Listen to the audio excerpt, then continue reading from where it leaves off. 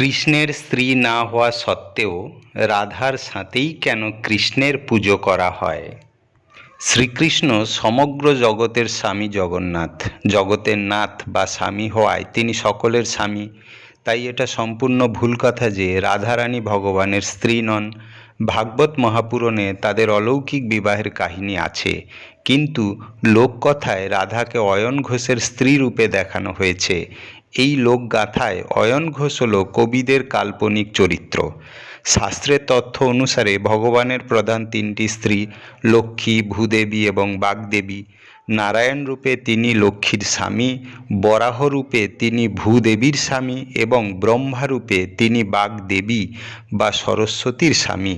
ভগবান বিষ্ণুই রুক্মিণী হলেন মাতা লক্ষ্মীর অবতার এবং রাধা হলেন মহালক্ষ্মীর অবতার।